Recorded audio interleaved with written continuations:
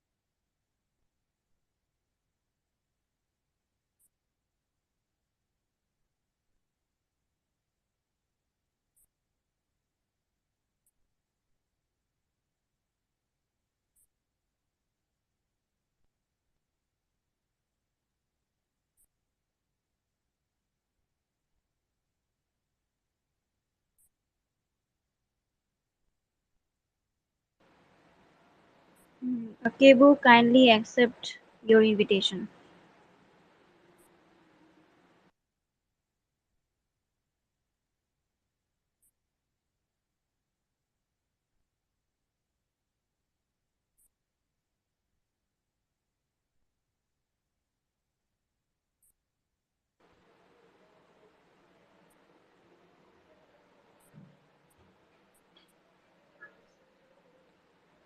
So we are already 12. I guess we can start with the introductory session. Let me introduce myself. I'm Susmita Dey. I'm a sophomore undergrad computer science student. I'm passionate about web development and open source, and also a member of GitHub.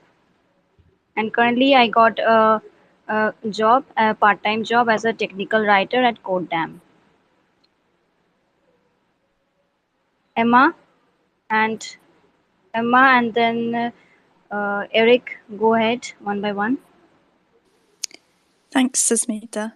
Hi, my name is Emma. I am a JavaScript developer and interested in accessibility and open source and trying to combine the two and teach people more about them. And yeah, thank you, Susmita, for inviting me to be on the space today. I'm really looking forward to it. Hi. Thank you, Susmita and Emma. My name is Eric. I also go by Eric Codes. And I'm about to start a job as a data engineer. I'm interested in programming and open source and helping people learn to program and getting started in open source.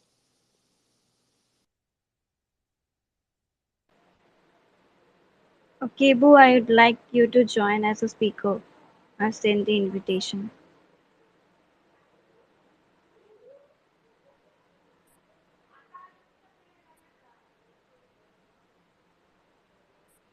Okay, Boo, let's introduce yourself. Hi everyone. Am I audible? Because I can't exactly hear properly. Yes. All right. Yes, you're audible. All right. Thank you. Akebu. From Zambia. I'm a software engineering student in the third year. Who has been sharing her learning journey, everything I've been doing, and looking to get more into open source. That's about me.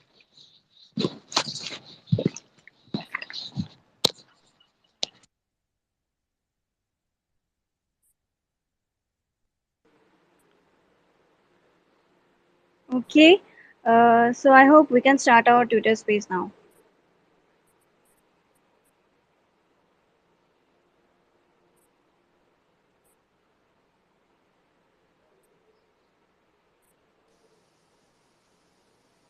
Hello, Tapas. You want to say something? Hey, Susmita. Go ahead. Hey, just wanted to say hi. Sure, let's get started. Yeah, and I'm super excited as this is my first Twitter space. Also a little bit nervous too. Don't worry.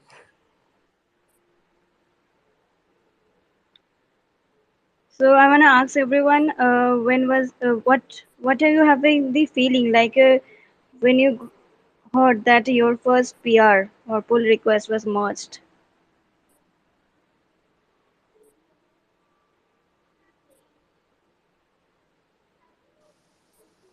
I can say my answer to this one. I'm Yes. going to talk about not my very first one because that was a documentation change and it fixed a typo and it doesn't feel as impactful as a more recent one, the first change that I made to code. I And guess, sorry to interrupt. I oh, guess I apologize. every every contribution is adding value to a repository. We learned this from Eddie, from Eddie Jowdy. Like if even if you have changed a simple typo mistake, that's also a great thing for adding value to that repository. Well, thank you for making that comment. And in that case, I will talk about my first contribution because you're right, it's valuable and it's a real one. And it felt good. It felt like it felt like I was entering into a world that I wasn't in before, where now I've made a contribution and I've improved something on the internet. And I don't remember all that well in further detail how I felt, but that's my first experience, and I'd love to hear from some of the other speakers what your first experience of a pull request being accepted. Yeah, so I can add, right? I think most of us probably start with that documentation sort of changes, and I agree with what Sushmita just now said. Is like that also is a big contribution. So my first PR was for a library where the library actually explained like what are the parameters required for it to function properly, but in the documentation one of the required parameter was missing. And when I actually was using that library as an npm, I was struggling with it by following the documentation because something was missing. And then I kind of looked into the code and figured out it's like there's no problem with the code, it's just the documentation which I was not following. And maybe rest of the folks would have figured it out by themselves, but they didn't raise the issue on GitHub or try to do anything. So I first created an issue and then update that readme, put that particular attribute in that their example code in the MD file. And that was my first contribution. I felt great about it, like like how probably I wasted half a day thinking what is missing. Nobody else is going to do that. So yeah, that was mine first. Great. I can continue with mine. Yes. I first started out with open source a couple of years ago when I only knew HTML and CSS, and it was during Hacktoberfest 2020. And my feelings before making the pull request were quite a lot of frustration because it felt like it was almost impossible to find any kind of thing that I could contribute to with just my knowledge of HTML and CSS. So it did take me quite some time to find something that I could contribute to. And in the end, it was someone on Twitter that said, well, I need some help with my portfolio page. Why don't you take this, like something with the navigation? And it was just a HTML and CSS issue. And so I was super, super thankful to that person for helping me get a head start and join in with both Hacktoberfest and making my first pull request. So yeah, I was both very grateful to that person, and it did feel really good once I'd actually finally managed to work out the whole flow of like forking and cloning and and then pushing, because it's not an easy process. So yeah, I was pleased when I finally managed to do it. Great. I can continue. I'm still fairly Yes, new sure. to open source. I got into open source actually this year. I was actually really terrified. I didn't know where to start, but then I found Eddie's videos on how to get started with open source. So I learned a little bit more about it. Then went on GitHub to search for issues, and I found some really good beginner-friendly issues. Picked one which was documentation, responsive documentation. Then I decided to work on it. I didn't know whether it would get accepted because this was the first time I was actually contributing to anything. And I got to wait for like 3 days before I got response from one of the maintainers of the project, and they actually were happy with the changes that I made and got to accept my PR. I was super excited for that because this showed that I was actually doing something, and I actually ended up falling way more in love with open source than I initially had at first. Okay, great. I agree with Akibu, as I also started in open source with the editor's course of customizing, how to customize my GitHub profile, and then made my first issue on the GitHub. Like in that issue on the GitHub community of support repository to invite me to the community. From here, the journey started almost 6 months, and or I guess it's more than 6 months now. And now this year I participated in GSOC, Gulf Stream Summer of Code 2022, and also currently I'm a contributor there. So for people who don't know what is open source, I guess here everyone knows about open source, but for a recap, for people who don't know about open source, to me, open source is something which where you can contribute and you can see the source code and understand the code and learn from there. Like it's a great thing to come and together and talk to people, connect with people, and collaborate and learn and contribute to the project. Uh, I'd request Emma and others to go ahead with that. Sure. So just to clarify, is the question, what is open source to us? Yes. Okay.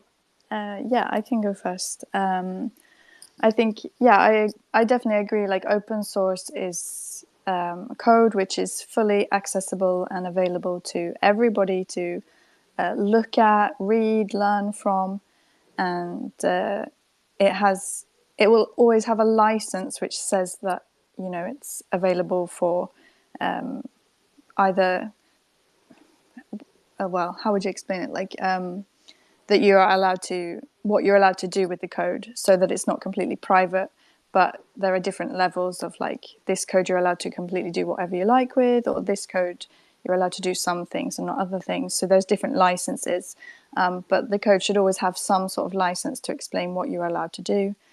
And it's very community driven, that people from all over the world can contribute to an open source project to make it better. If you see something that, like, is, if you use a piece of open source and you find an issue in it, you can then go directly to that project and report it and even fix it if you have the knowledge of how to do that. So yeah, that's what open source means to me. Thank you, Emma.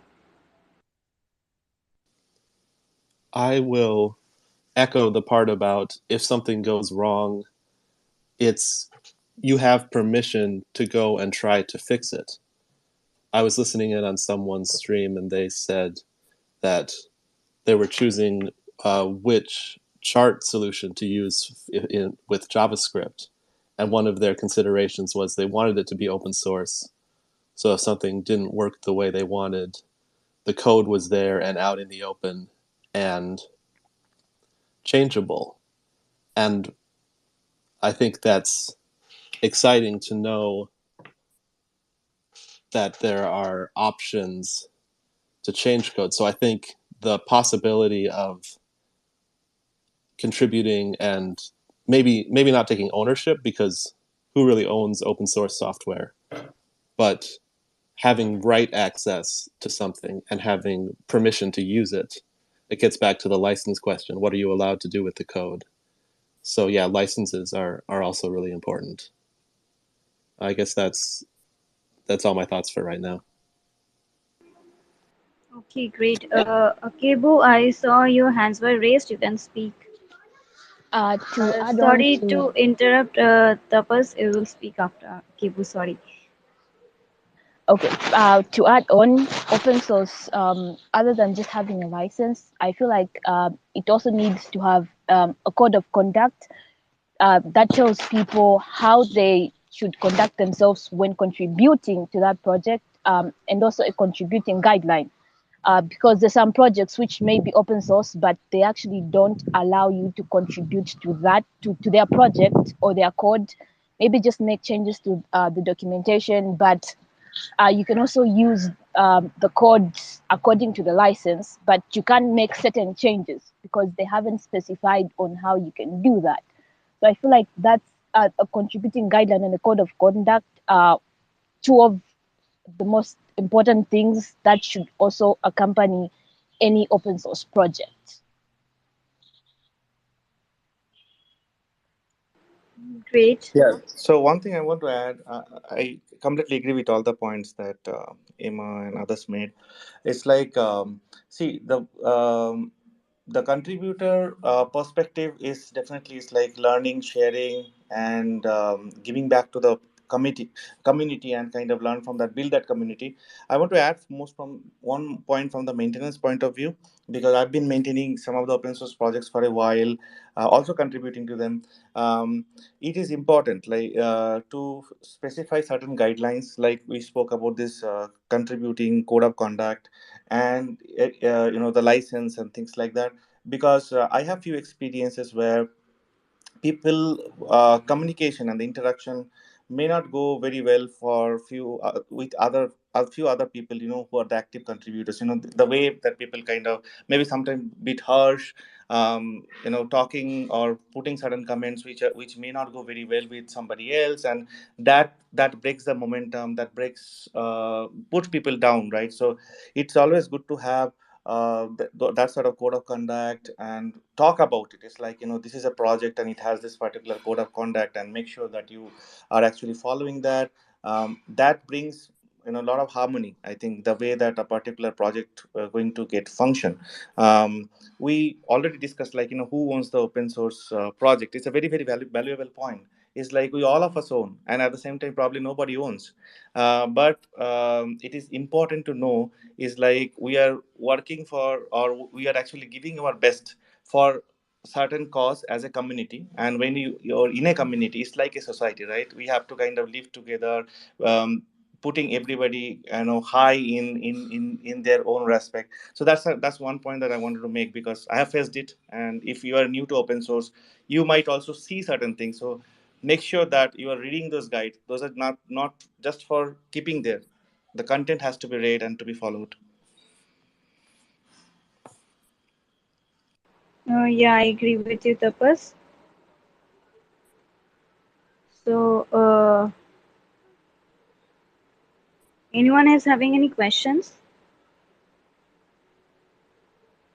Someone is want to speak. I have a question for really anyone else here.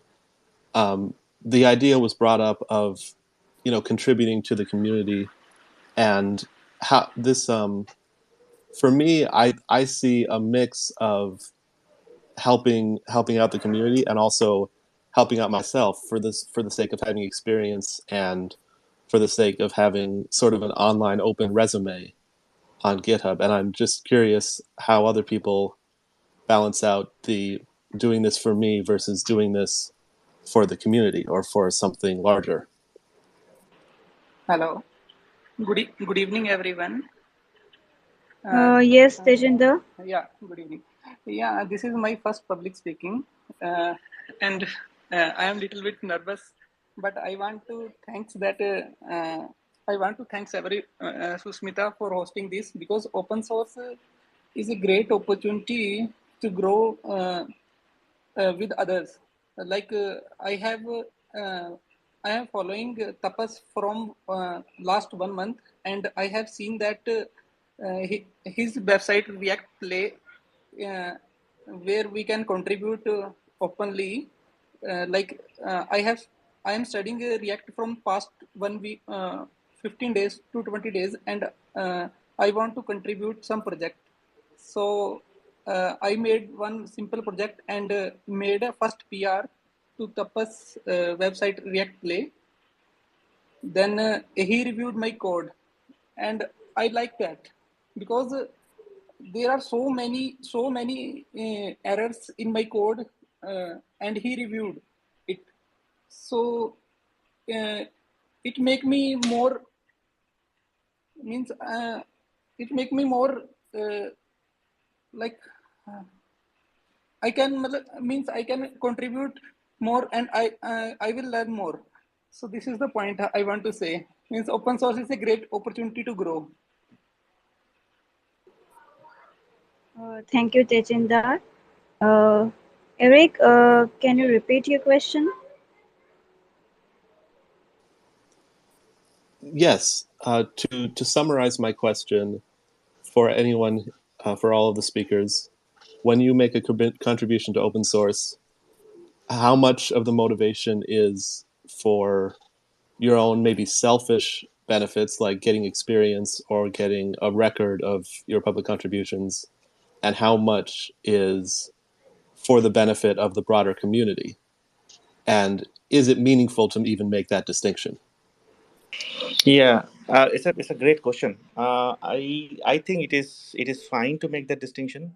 See, the thing is, like, the pride for doing for a community. I think it comes when you get to hear a lot of positive vibe or positive feedback from the community itself, and you feel really motivated about giving back to the community because you're getting motivated of giving back. So that piece is there, always there, and open source projects maintenance contribution definitely keep rolling from that perspective. Now, coming to what does it mean for me, as an individual, I think this also makes a lot of sense, that putting those contributions and highlighting those contributions in our resume. I have worked with an organization. Initially, that organization was known for putting a lot of patents. And when you put patents, is like it is more about the that particular organization's property. But when a person who is motivated to do open source, is completely other way around. Like, you're doing open source and going to a company which is talking about the patent and things like that. But still seeing the contributions in the resume, people try to understand, like, what exactly it takes for that individual to take that extra step from family, from the usual workload, and every other piece to do this extra bit for openness and for the community building. And that makes a lot of difference in terms of the perspective changes. I felt that my interviewer asked, like, when did you get time to do all this, right? So it means he is probably somewhere acknowledging that contribution that I'm already making outside, and that makes me feel high. It's probably something that I'm doing good. Maybe it's an extra edge in terms of getting me in the organization, because I'm agile, I'm able to kind of uh, put through different projects other than my regular work and things like that. So I feel that this is very important for to put into a resume and kind of project that.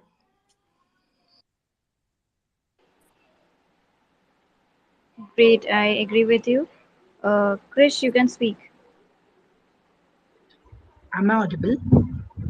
Yes, you are. Yeah. So my point about open source is that open source is like you're doing the community and for yourself at the same time. You're gaining experience, you're gaining resume at the same time while you're helping out the community. It's not like you need to create a distinction. If you're helping the community, that's adding value to the community as well and to your own profile as well. For me, come like open source was never like making my own profile. It was always the community, and making my profile came along with it. It's like open source is what you do, you help the communities, and your profile comes as a side benefit alongside it.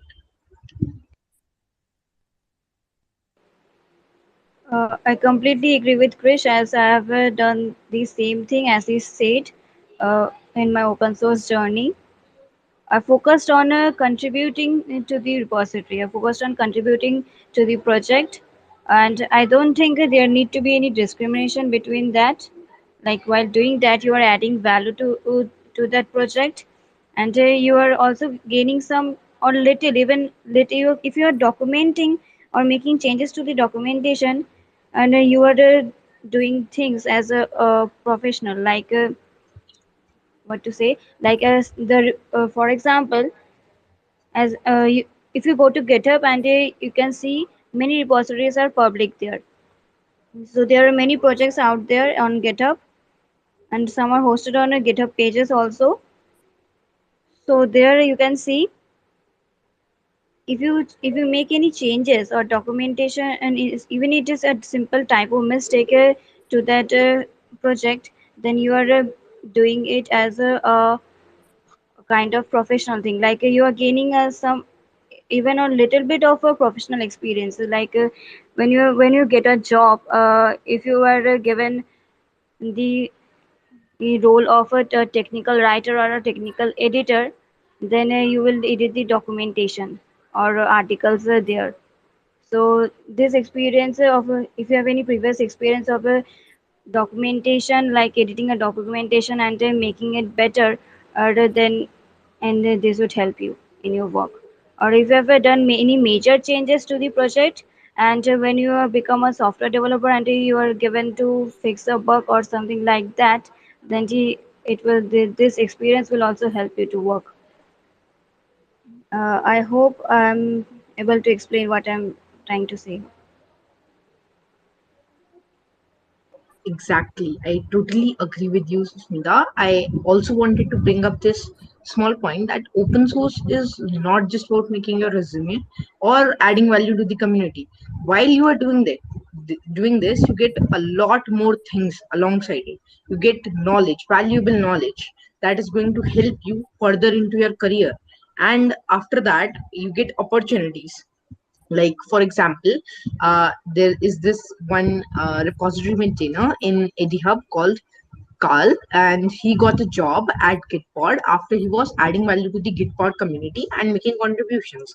And also you learn soft skills, you learn how to speak in public, like all of us right now learned how to speak in public using open source itself, if I'm not wrong here. And we get some experience. For me as a junior developer or as a student who had nothing to do about programming, I didn't even know what Stack Overflow was, and my first entrance into tech was open source. Like, open source gave me all the experience I needed to help become the like where I am right now. And also open source is really impactful. You're impacting a lot of people.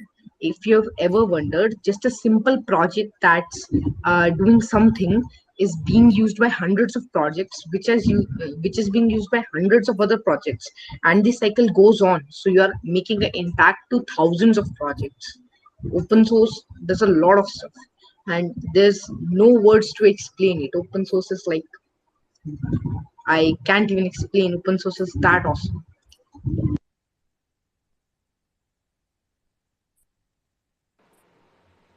Thank you, Krish. So anyone have any questions?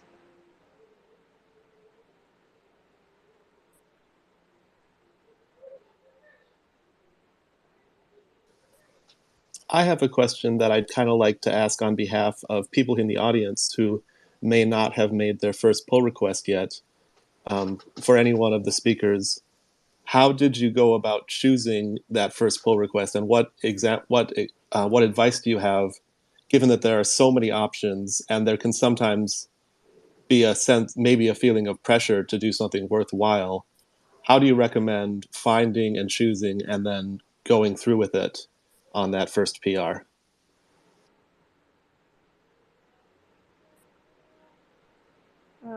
Emma, I would like to answer this question. Yeah, sure. Well, like I mentioned earlier, my first pull request actually came from a friend who helped me out because I was having difficulties even with using like the GitHub search for good first issues and that kind of thing. I was finding it difficult to find any issues that I felt myself I could tackle with that level of knowledge that I had at the time, which was just HTML and CSS. All of the repositories that said npm install this and that and the other just like scared the heck out of me. So I was like, I don't know what to do. So definitely ask friends, but also I would now recommend EdiHub, as a couple of other people have mentioned. I'm also a member of EdiHub. It's a really, really welcoming, inclusive community, and our main aim is to help people get started in EdiHub. And quite often, if people hop into the Discord there and say, I'm looking to start in open source, I've got like this and that skill, this language, can you help me out? I will quite often like sit and go through the EdiHub repositories that we have and find an issue that someone can have a go at, and even we'll sit and talk through. If I've got the time, I'll sit and walk someone through how to do it, and everybody else that's in the Discord server will also do the same. So find a community that is willing to help and onboard you is definitely another way to do it that I would recommend. I have a suggestion for all of you here. Join EdHub. You will surely like it. Like after I joined EdHub, I learned a lot of things, and contributing to open source and then participating and getting the guts and getting out of the fear of open source, like what it is, and how to contribute to GitHub and how to create an issue. Like GitHub has made me learn all of this, and also it had gave me an urge to learn full stack web development. And I just went and bought a course on Udemy of Angela Yu, and also covered almost most of the things. Krish, you can go ahead.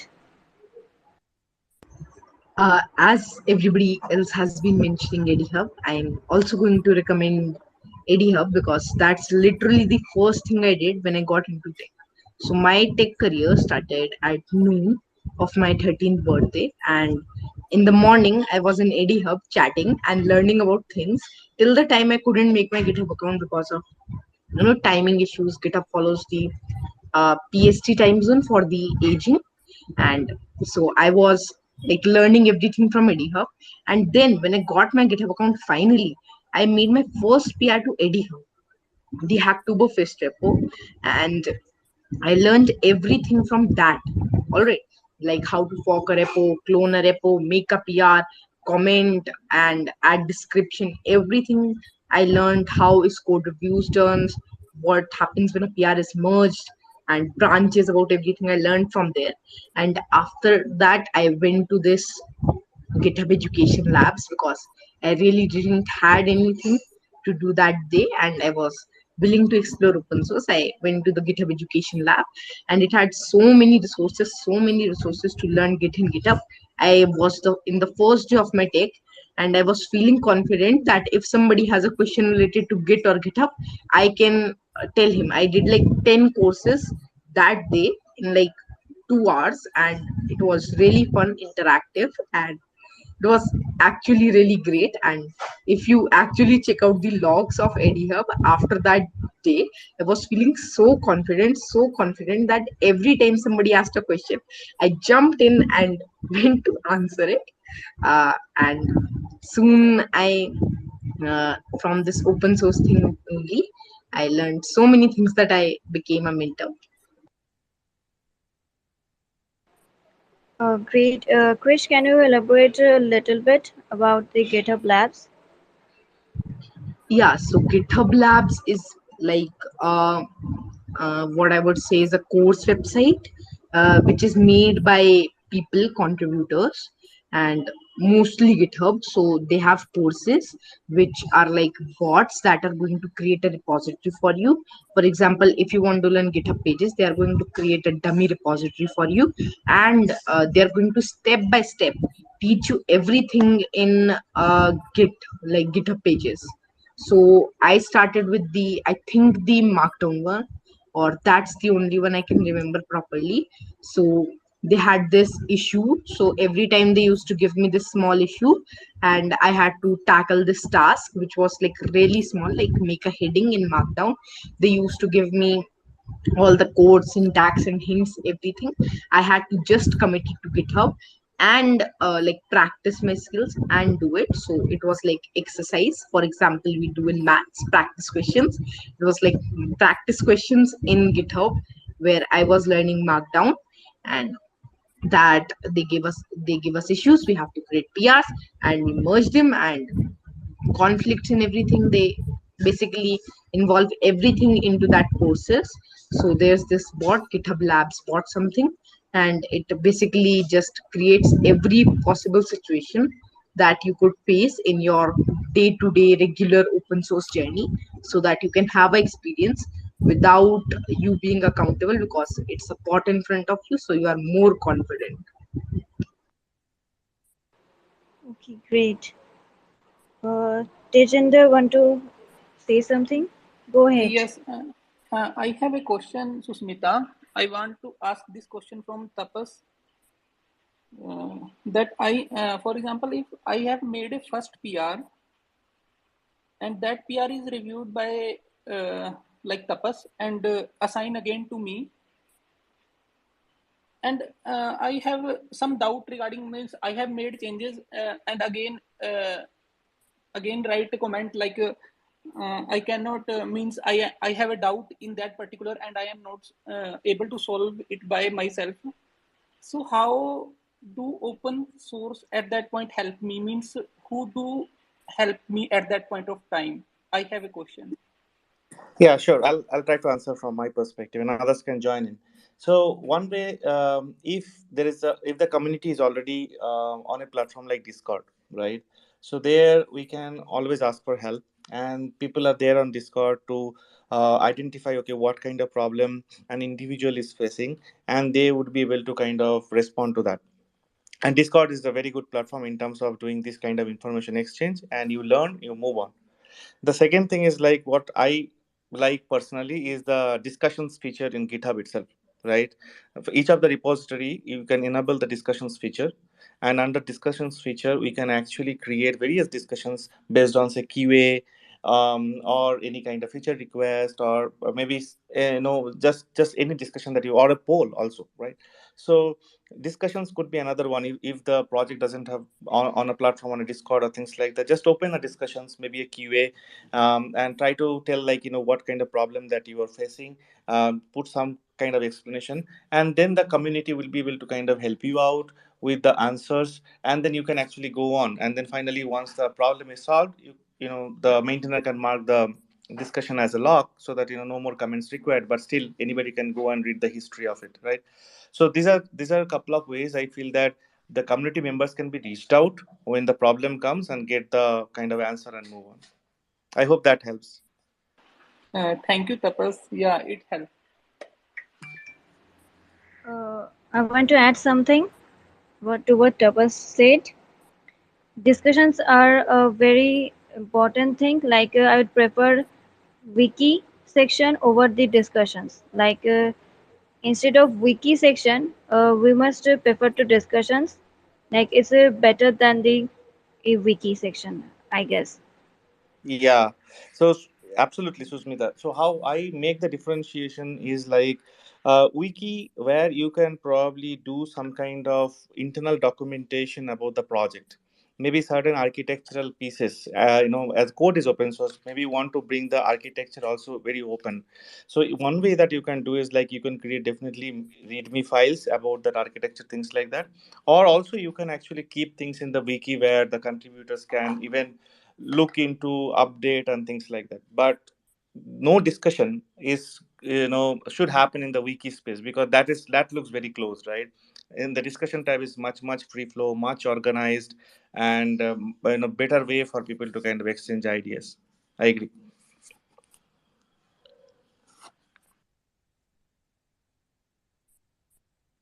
Okay, great. Okay, sorry to interrupt. I need to drop off. I need to go for another one. So very nice interacting with all of you. I'm looking forward to kind of again catch up with you all in future. Thanks a lot. Bye bye. Thank you, Tapas, for joining.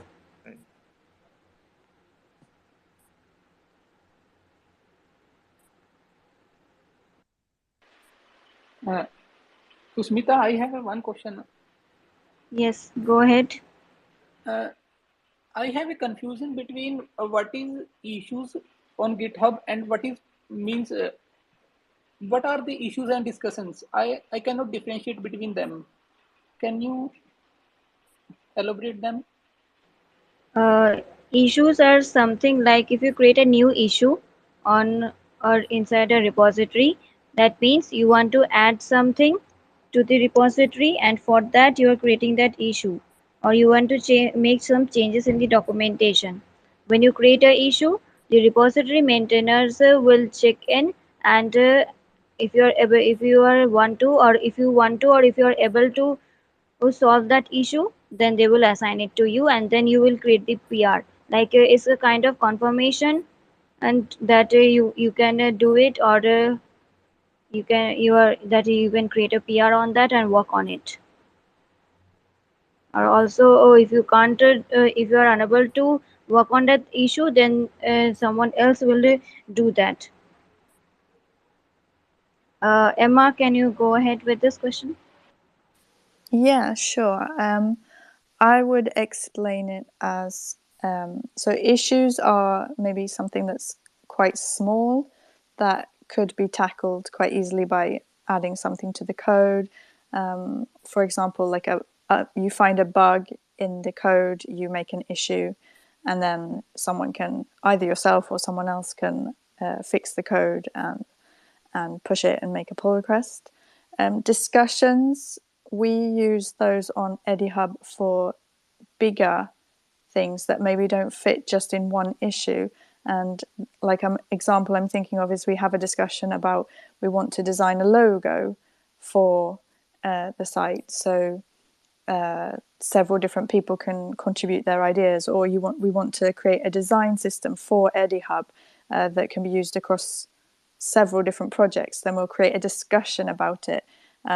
So you could probably, I would say, create a discussion for something that's like slightly bigger, and you're maybe looking for opinions before you then break those things down into issues once you've decided on what you want to do with the discussion that you've had.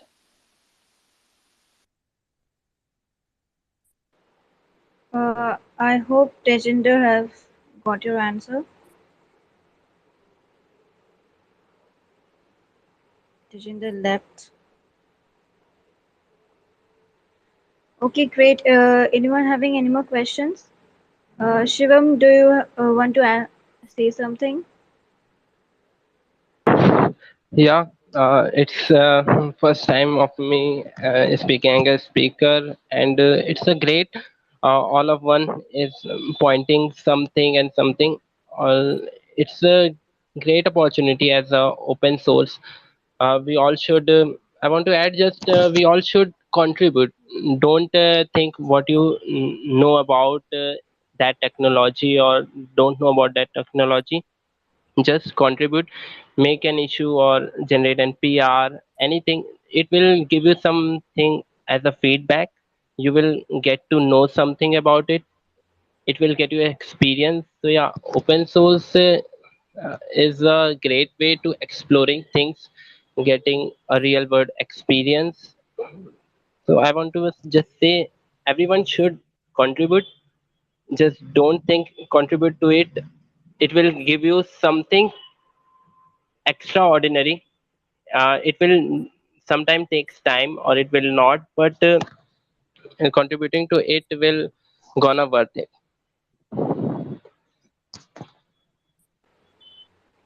Okay, I agree with Shivam. Tejinder, I think you got lost in the meanwhile. I hope you have got your answer.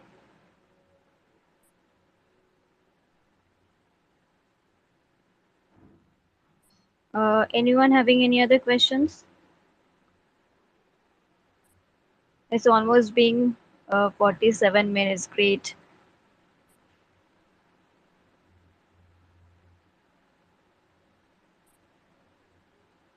Emma, Kibu, Eric, and any other one wanna say something? I can just chime in. I think a common feeling or emotion when you're first starting out is, I think Akebu mentioned it earlier, that she felt terrified. I felt really frustrated and was really unsure how to do it. But honestly, don't be scared, because the worst that can happen is that your pull request doesn't get accepted, and it's not the end of the world. There's thousands upon hundreds of thousands of of issues out there that you can try and fix. You don't have to try it once and then that's it. You can never do it again. So my piece of advice would be to not to be scared of it. Ask for help, because it's not easy in the beginning. And yeah, just go out there and try, and you're going to get started, and then you're going to get addicted to it, because it is really fun contributing to open source. Once you get over the initial hurdle of like the high barrier to entry to get into it, then you're an open sourcer for life. So that's my take on it. That's great. Eddie has joined us. Hey, Eddie, I would love you to add something.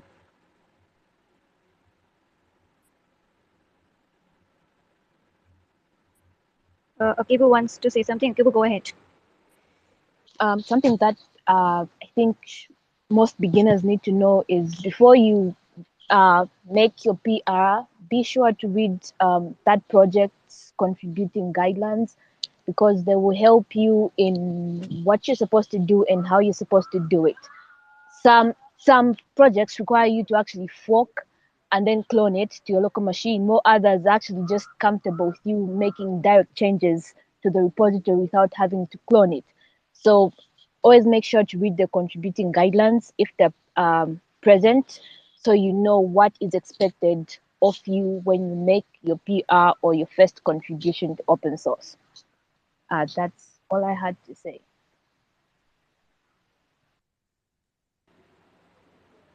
Okay, Gohar, you wanna say something? What's your name? Gohar Raza.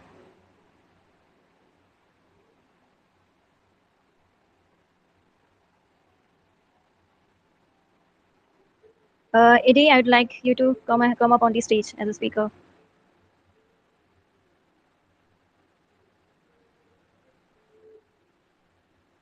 Am I audible, Emma? Yes, we can hear you.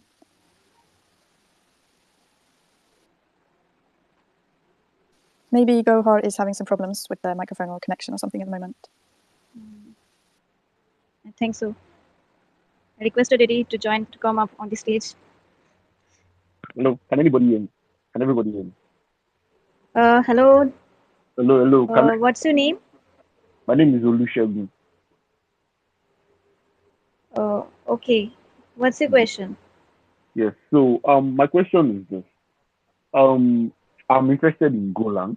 I'm interested in Go. That's a Go programming language, and I'm more interested in cloud projects.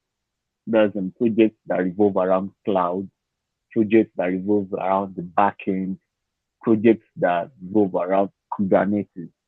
But I have a hard time getting those kind of projects on on GitHub. Like, how do I actively search for it? Although I've tried firsttimers.com, but firsttimers.com does not really like I don't think first timers help with cloud projects. That's Golang flat projects, backend projects. So from experience, what do you think is the best way to search for Go projects that I can contribute to? Thank you very much. I hope you were able to hear my question. Okay. So it's how to search for a project in a specific language. Yes. If I understand, yeah. GitHub does have some quite good advanced search features, which Eddie, who's in the audience, actually put out a video about this just yesterday or the day before. So if you search for Eddie Jowd on YouTube, he had a great video about how to use the advanced search feature on GitHub to search for specific languages.